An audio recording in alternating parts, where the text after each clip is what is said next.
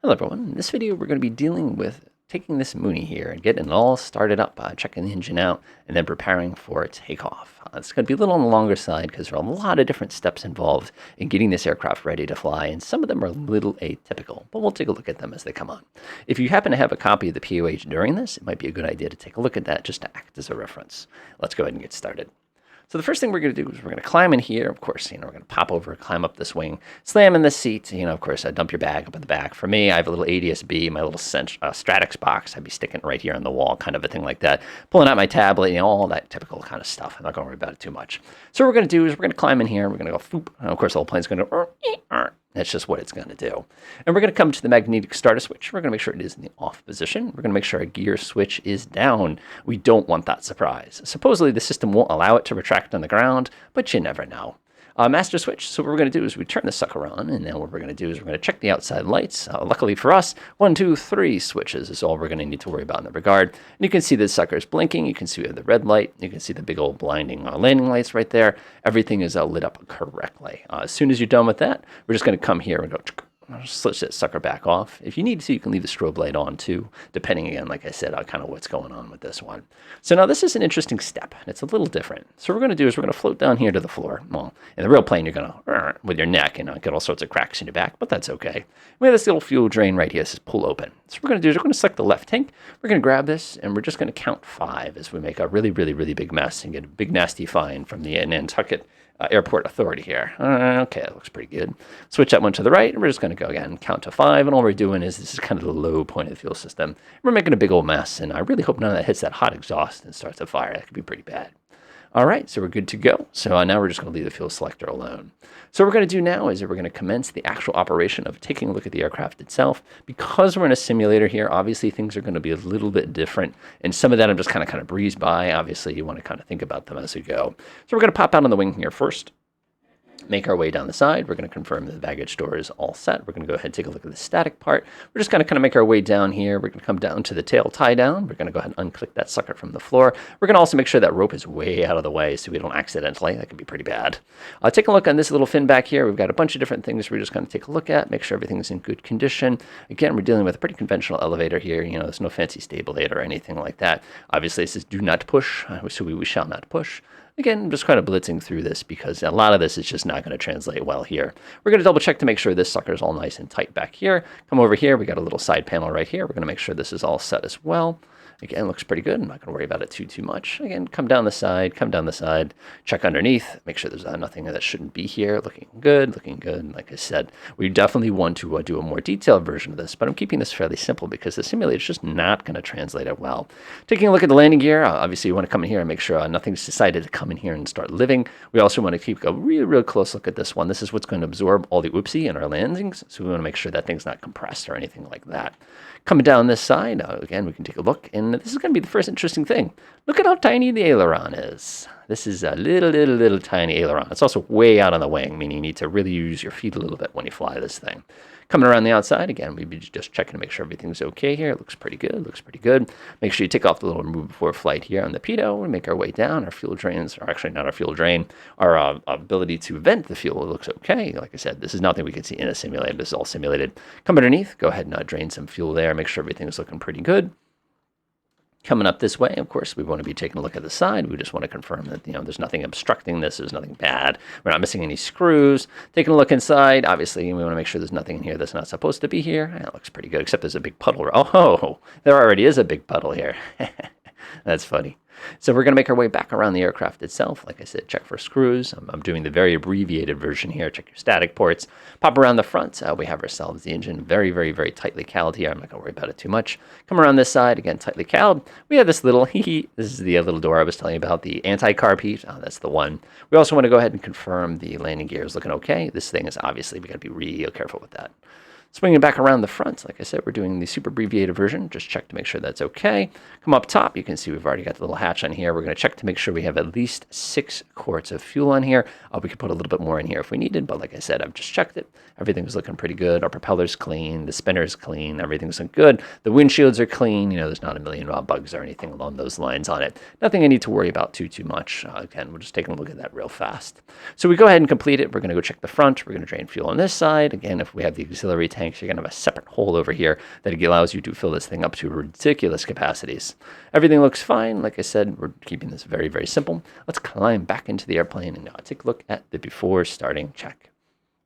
So the first things first, we want to complete our pre-flight inspection, which we have, which looks pretty good. So we're going to come to our ELT. We're going to make sure it's down in the arm position. We're going to go ahead and adjust our seats. I'm assuming now we're going to be flying with somebody today. Like I said, if you have a small child, you'll probably be able to fit them in here pretty well. Fuel selector handle, we're going to set it to the fullest tank. We're going to assume today that we fill both tanks equally.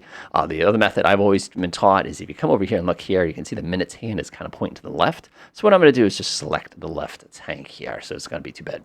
So we're going to go ahead and take the parking brake and we're going to set that. So again, be careful which handle you pull here. We want the one that says parking brake as the one in the middle. Like I said, some of this is a little bit tricky in that regard. We have our magneto switches. It's going to be set to the off position. We're going to make sure our radio master switch is set to the off position. We're going to make sure our cowl flaps are as open as we can get them. So coming over here, you can see the cowl flap is all the way pulled out. So that works fine. We're going to make sure the ram air control is closed. Remember, like I said, that's a little tiny door we saw up front. So we're going to make sure that's all set like that. Landing gear switch. Notice we're checking this again. Every time we touch the battery switch, you really want to make sure this is in the correct position. We're going to make sure the mixture control is cut off, which it is. We're going to make sure the propeller control is all the way pushed in, which it is. We're going to make sure the throttle is pulled all the way back, which it is. We're going to make sure the electric fuel boost pump is in the off position. We're going to make sure all of our lights are off, including the ones in here. Obviously, use a flashlight if you need it. Next, what we're going to do is we're going to check our switches down here. We're going to confirm the cabin heat is in the off position, which it is. We're going to make sure our circuit breakers are all pushed in, or at least the ones that we need to have pushed in are pushed in, so we're not going to worry about that. This is a good time to check the alternate static source. And we're not getting any change, but we want to make sure that is in the correct position as well. We're going to come down here and make sure the pitot heat is in the off position, which it is. We're also going to come down here and take a look to make sure that the flaps is a centered switch. You know, we don't want that thing taken off on us as soon as it gets going, kind of a thing like that. Let's see. We're going to make sure our defrost is off, which it is. We're going to make sure our cabin vent is what we want. It's a hot summer day. I'm going to go ahead and open that sucker up just to make it a little bit more comfortable. We don't have the compass slave option on this version of this aircraft. If we did, you'd want to set that to the in position. We're going to use our radios. We don't have the old-fashioned analog radios, so we're going to skip that step right there. We're also going to go ahead and take a look at anything for special equipment that we have to test. We don't have any of that. We've gotten our local information for engine start. All right, let's get this thing running. And again, we're going to use a standard start. We're not going to do cold. We're not going to do flutter. We're not going to do anything like that. So what we're going to do is we're going to come to the propeller control, and we're going to shove it all the way forward. We're going to take the throttle, and we're going to push it a quarter of its distance of travel. That might seem excessive, but this is a fuel-injected engine, and it has kind of a different personality. So what we're going to do is we're going to take the master switch, and we're going to turn it on. What I like to do now is I like to turn on the strobe light just to give everybody sort of a heads up that we're about to cause some trouble here.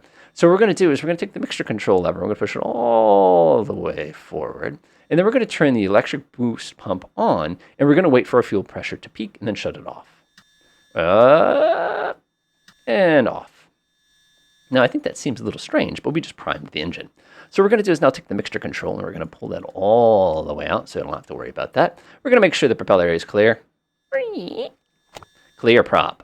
I'm also going to close this door. I don't really want this thing to be open because it's going to close on us when I crank this thing. So I want to kind of be mindful. And obviously, whoever's sitting there is going to get a nice surprise when we do that as well. So now what we're going to do is we're going to go ahead and start this thing. Like I said, it's pretty straightforward. You need 6 hands to do it. So what we're going to do is we're going to crank, and when it catches, we're going to push this smoothly, and then we're going to adjust the RPM. We have to do all those at the same time. Here we go. So we're going to crank, wait for it to catch, push the mixture control smoothly, and then we're just going to pull the throttle back just a tiny bit to get ourselves at about 1,000 RPM. Now, because of an X-plane bug, we get that little sound glitch. So I'm just going to give it a couple RPM, and we are running smoothly, just like that.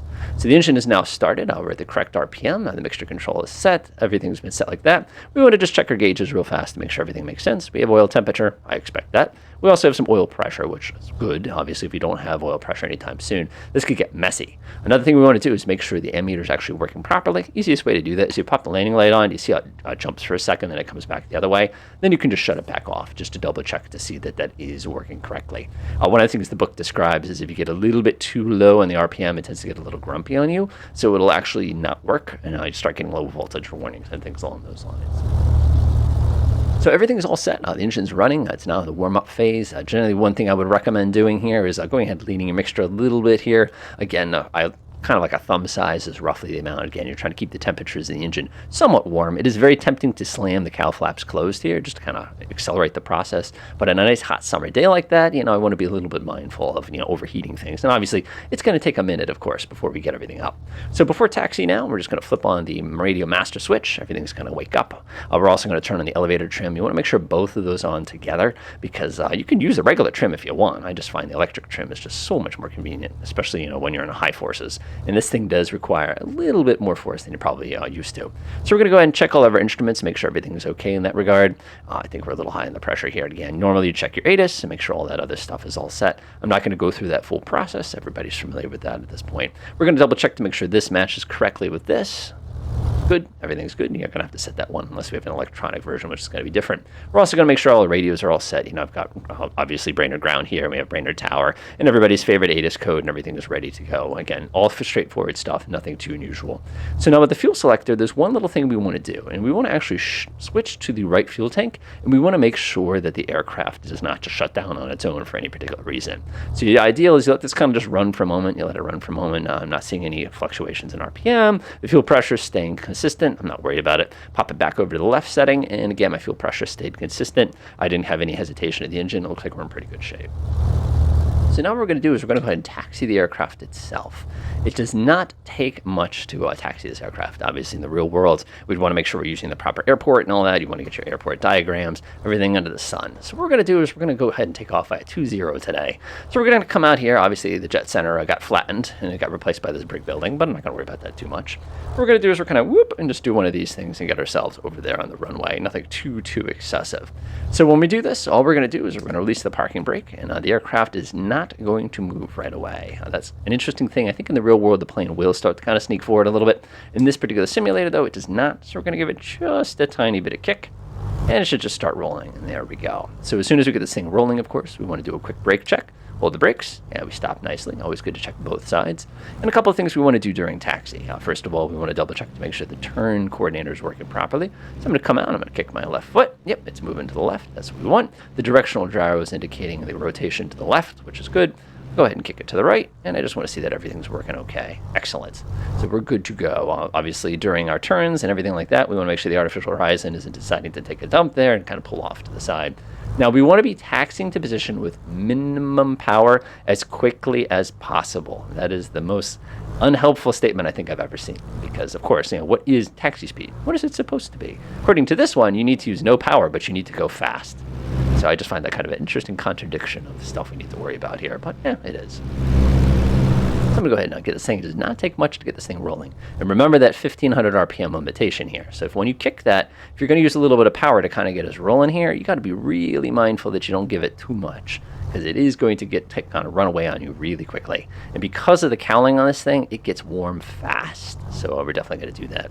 So what I'm going to do is I'm going to kind of make my way over here to the little warm-up area. This is right on Hotel and Alpha here at Brainerd. Give it just a little bit of gas. I don't need to do anything excessive here. That looks pretty good right there. And I'm just going to kind of do a power donut. This thing has a pretty tight turn radius if you are willing to use the brakes. Okie dokie. Oh, kick it over. And we're going to want to line ourselves up with the wind. I'm not sure where the wind is actually coming from today, but that's okay. So we're now going to do the before takeoff run-up checklist here. So we can kind of go through all the different motions here. And again, we're sitting here. Whoa, what did I warn you? It does not take anything to accidentally. So you have to be very mindful of that. And obviously be careful where your hand is while to the throttle. All right, parking brake is going to get set, which is exactly what I've done already. We're going to make sure the fuel tank selector is on the fuel tank. Right now, it looks like we have a little more combustibles on the right side. So go ahead and flip it to that one. We're going to go ahead and windshield wiper the controls here. Whee! Obviously, when you do this, you want to not just run them. You want to actually look out the window real quick and confirm that they actually do work. It's kind of a big point here. We're going to make sure the ram air is closed. Obviously, set your radios first. Again, this ram air, you really shouldn't have it open on the ground. So that's going to be closed, which it is. Internal, external lights as desired. I'm perfectly happy with that. I'm not going to do anything sophisticated here. I'm going to leave that kind of as it is. Strobe lights, rotating beacon, all set. Annunciator lights, we're going to test it. So you push the button, you should get a bunch of angry lights that come on at the same time. Everything looks good in that regard. I'm not going to worry about that too much. Cowl flaps are going to be full open. Remember, you pull to open. So like you can see, we're already got those open. Trim gun's going to go to the takeoff settings. I'm going to float down here. You can just use the electric trim, or you can use the little wheel between the two seats there to go ahead and set that to whatever that you need it to do. We're going to make sure that's set correctly. Trims takeoff. We're going to make sure the mixture is full rich. Notice they assume this, so we're going to push this all the way forward. You're going to get a slight change of RPM. Like I said, very slight there. It's nothing any bad in that regard. So now we're going to go ahead and do the whole piece. Now, in the flight simulator version of this aircraft, this is a little involved, and it's trickier than it will be in the real plane, but we're going to go ahead and go through the motions anyway. So what we're going to do here is we're just going to kind of crank this thing up to 1900 to 2000 RPM. It takes very little to get it to there. Like I just basically tap the throttle. And that's the no zone. We want to get right up to 2000. So that's just shy of 2000. 2000 is going to be right about here. Obviously, the longer we sit at this RPM, the hotter we're going to get. So we don't want to spend too much time here. So pretty much the exact same that you're going to do here. We're going to go ahead and go from both. And we're going to go click, click. And we're going to go to the right position. We should see a drop of RPM. Obviously, if it's not dropping, we got other issues. We're going to sling this back to the both position. Because of X-plane, you're going to get stuck there. We're just going to confirm that it comes back up to the original RPM, which it did. Excellent. We want to give the time for the plugs to clear, which it did. Now we're going to set this to the left position. Note the drop of RPM. We're going to look really closely. We should not get more than 175 loss. There should be no more than 50 RPM split between the two. There is 0 RPM split between the two. Hey, that's a flight simulator for you. What are you going to do? We're going to pop this back to the both position. Like I said, we don't have to do, welcome to X-plane, everybody. Try to grab that handle. Looks pretty good. So now what we're going to do is we're going to cycle the prop. So I'm going to pull this back. We should see two things. We should see our oil pressure come up, and we should also see the RPM come down. Again, it's going to be a slight change of oil pressure. Yep, there it goes. Push it back forward. Particular flight instructor whose